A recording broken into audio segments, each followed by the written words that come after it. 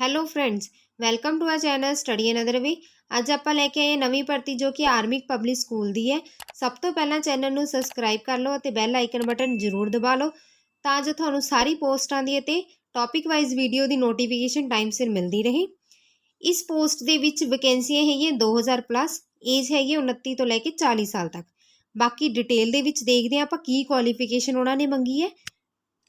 ਅੱਗੇ ਦੇਖਦੇ ਹਾਂ ਇਹਦੇ ਵਿੱਚ ਨੇਮ ਆਫ ਦਾ ਪੋਸਟ ਹੈਗੀਆਂ TGT, PGT ਔਰ PRT ਟੀਚਰਸ। ਇਸ ਦੀ ਕੁਆਲੀਫਿਕੇਸ਼ਨ ਦੇਖਦੇ ਹਾਂ। ਕੁਆਲੀਫਿਕੇਸ਼ਨ ਦੇ ਵਿੱਚ ਪੋਸਟ ਗ੍ਰੈਜੂਏਟ ਟੀਚਰ ਦੇ ਵਿੱਚ 2 ਇਅਰਸ ਪੋਸਟ ਗ੍ਰੈਜੂਏਸ਼ਨ ਚਾਹੀਦੀ ਹੈ, MA MSc ਜਿਸ ਦੇ ਵਿੱਚ 50% ਮਾਰਕਸ ਚਾਹੀਦੇ ਆ। ਇਸ ਤੋਂ ਇਲਾਵਾ ਪੋਸਟ ਗ੍ਰੈਜੂਏਸ਼ਨ ਹੋਣੀ ਚਾਹੀਦੀ ਹੈ ਪਲੱਸ B.Ed ਹੋਣੀ ਚਾਹੀਦੀ ਹੈ 55% ਨਾਲ, ਮਾਸਟਰ ਡਿਗਰੀ ਹੋਣੀ ਚਾਹੀਦੀ ਹੈ 50% ਦੇ ਨਾਲ ਰਿਕੋਗਨਾਈਜ਼ਡ ਯੂਨੀਵਰਸਿਟੀ ਤੋਂ। ਨੈਕਸਟ PGT ਟੀਚਰਸ ਦੇ ਵਿੱਚ ਕਿਹੜੇ ਸਬਜੈਕਟ ਨਾਲ ਰਿਲੇਟਡ ਆਪਣੇ ਕੋਲ ਪੋਸਟ ਆਈਆਂ? English, Hindi, economics, history, geography, pol science, physiology, home science and mathematics, fine arts.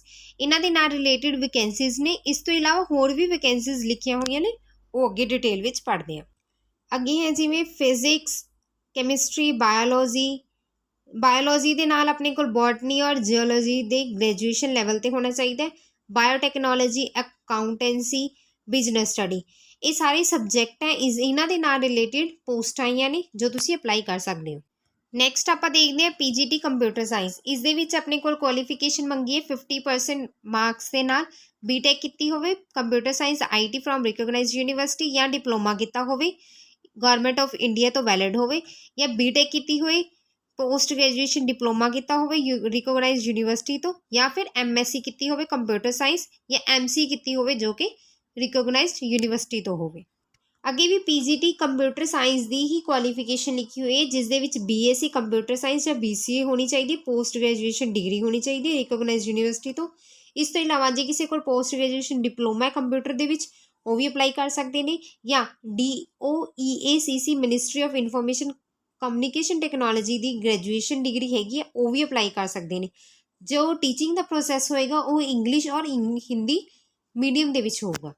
Next ਆਪਾਂ ਦੇਖਦੇ ਹਾਂ PGT ਇਨਫੋਰਮੇਸ਼ਨ ਪ੍ਰੈਕਟਿਸ, ਜਿਸ ਦੇ ਵਿੱਚ BTech ਇਨ ਕੰਪਿਊਟਰ ਸਾਇੰਸ ਹੋਣੀ ਚਾਹੀਦੀ ਹੈ ਔਰ ਕਮਿਊਨੀਕੇਸ਼ਨ ਸਕਿੱਲਸ ਹੋਣੇ ਚਾਹੀਦੇ ਨੇ। BCA MSc computer science IT ਦੇ ਵਿੱਚ ਹੋਣੀ ਚਾਹੀਦੀ ਹੈ, ਜਾਂ ਇਸ ਤੋਂ ਇਲਾਵਾ MSc ਮੈਥ ਹੋਣਾ ਚਾਹੀਦਾ, ਫਿਜ਼ਿਕਸ ਹੋਣਾ ਚਾਹੀਦਾ, ਜਾਂ 3 ਸਾਲ ਦਾ ਡਿਪਲੋਮਾ ਹੋਣਾ ਚਾਹੀਦਾ ਕੰਪਿਊਟਰ ਇੰਜੀਨੀਅਰਿੰਗ ਦੇ ਵਿੱਚ, ਜਾਂ ਆਪਣੇ ਕੋਲ PGDCA ਹੋਵੇ।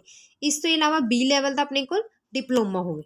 ਨੈਕਸਟ ਦੇਖਦੇ ਹਾਂ ਆਪਣੇ ਕੋਲ ਟ੍ਰੇਨ ਗ੍ਰੈਜੂਏਟ ਟੀਚਰਸ ਦੀਆਂ ਜੋ ਵੈਕੈਂਸੀ ਨੇ ਫਿਜ਼ੀਕਲ ਐਜੂਕੇਸ਼ਨ ਨੂੰ ਲੈ ਕੇ, ਜਿਸ ਦੇ ਵਿੱਚ 4 ਇਅਰਸ ਦਾ ਇੰਟੀਗ੍ਰੇਟਿਡ ਡਿਗਰੀ ਹੋਣੀ ਚਾਹੀਦੀ ਹੈ ਉਹਨਾਂ ਕੋਲ ਐਜੂਕੇਸ਼ਨ ਦੇ ਵਿੱਚ 50% ਮਾਰਕਸ ਦੇ ਨਾਲ, ਪੋਸਟ ਗ੍ਰੈਜੂਏਸ਼ਨ ਹੋਣੀ ਚਾਹੀਦੀ ਹੈ ਜਾਂ 3 ਇਅਰਸ ਇੰਟੀਗ੍ਰੇਟਿਡ B.Ed ਹੋਣੀ ਚਾਹੀਦੀ ਹੈ, M.Ed ਹੋਣੀ ਚਾਹੀਦੀ ਹੈ, ਬੈਚਲਰ ਡਿਗਰੀ ਹੋਣੀ ਚਾਹੀਦੀ ਹੈ ਉਹਨਾਂ ਕੋਲ 50% ਮਾਰਕਸ ਨਾਲ ਫਿਜ਼ੀਕਲ ਐਜੂਕੇਸ਼ਨ ਦੇ ਵਿੱਚ।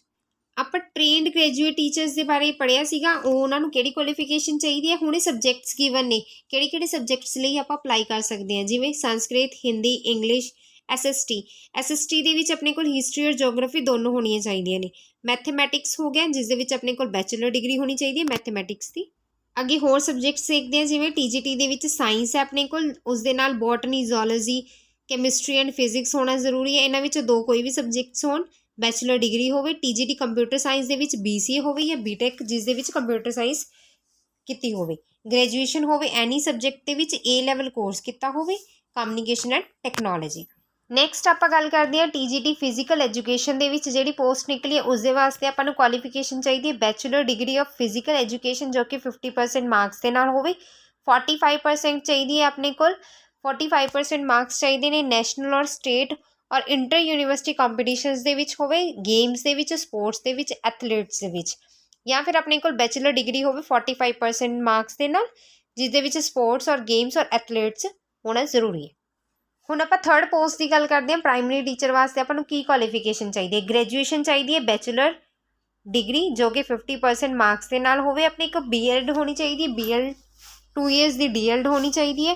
ਕੈਂਡੀਡੇਟ ਵਿਦ B.Ed ਔਰ ਇੰਟੀਗ੍ਰੇਟਿਡ B.Ed ਹੋਣੀ ਜ਼ਰੂਰੀ ਹੈ। 6 ਮੰਥ ਦੇ ਆਪਣੇ ਕੋਲ ਬ੍ਰਿਜ ਕੋਰਸ ਹੋਵੇ, ਜਾਂ B.Ed ਹੋਵੇ ਜਾਂ ਬ੍ਰਿਜ ਕੋਰਸ ਹੋਵੇ, ਦੋਨਾਂ ਵਿੱਚੋਂ ਦੋਨੋਂ ਸਫੀਸ਼ੀਐਂਟ ਨੇ PRT ਟੀਚਰਸ ਵਾਸਤੇ। ਨੈਕਸਟ 4 ਪ੍ਰਾਇਮਰੀ ਟੀਚਰਸ ਦਾ ਦੇਖਦੇ ਹਾਂ ਜਿਹਦੇ ਵਿੱਚ ਆਪਣੇ ਕੋਲ CTET ਜਾਂ ਟੈਟ ਕਲੀਅਰ ਹੋਣਾ ਚਾਹੀਦਾ ਔਰ ਉਸ ਦੇ ਵਿੱਚ ਆਪਣੇ ਕੋਲ ਇੰਗਲਿਸ਼ ਮੀਡੀਅਮ ਵਾਸਤੇ ਹੀ ਟੀਚਿੰਗ ਹੋਏਗੀ ਅਤੇ ਥੋੜ੍ਹੀ ਬਹੁਤੀ ਨੌਲੇਜ ਹੋਣੀ ਚਾਹੀਦੀ ਹੈ ਕੰਪਿਊਟਰ ਐਪਲੀਕੇਸ਼ਨ ਦੇ ਨਾਲ।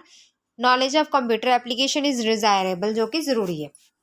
ਨੈਕਸਟ ਆਪਾਂ ਦੇਖਦੇ ਹਾਂ ਏਜ ਲਿਮਿਟ ਹੋਣੀ ਚਾਹੀਦੀ ਹੈ 29 ਤੋਂ ਲੈ ਕੇ 40 ਸਾਲ। ਫੀਸ ਐਗਜ਼ਾਮੀਨੇਸ਼ਨ ਜੋ ਫੀਸ ਹੈ ਐਗਜ਼ਾਮ ਦੀ ਉਹ ਹੈਗੀ ਹੈ 385 ਰੁਪਏ। ਸਿਲੈਕਸ਼ਨ ਦੇ ਦੋ ਪ੍ਰੋਸੈਸ ਨੇ, ਫਸਟ ਹੋਏਗਾ ਰਿਟਨ ਟੈਸਟ, ਉਸ ਤੋਂ ਬਾਅਦ ਹੋਏਗਾ ਇੰਟਰਵਿਊ। ਇਹ ਸੀ ਅੱਜ ਦੀ ਵੀਡੀਓ ਆਰਮੀ ਪੋਸਟ ਦੇ ਨਾਲ ਰਿਲੇਟਿਡ।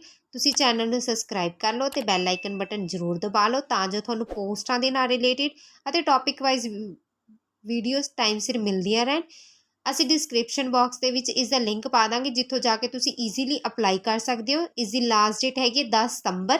ਉਸ ਤੋਂ ਪਹਿਲਾਂ ਤੁਸੀਂ ਪੋਸਟ ਨੂੰ ਅਪਲਾਈ ਕਰ ਲਓ। ਐਵੇਂ ਦੀ ਹੋਰ ਪੋਸਟਾਂ ਦੇਖਣ ਲਈ ਤੁਸੀਂ ਚੈਨਲ ਨੂੰ ਸਬਸਕ੍ਰਾਈਬ ਕਰ ਲਓ ਅਤੇ ਬੈਲ ਆਈਕਨ ਬਟਨ ਜ਼ਰੂਰ ਦਬਾ ਲਓ। Thank you.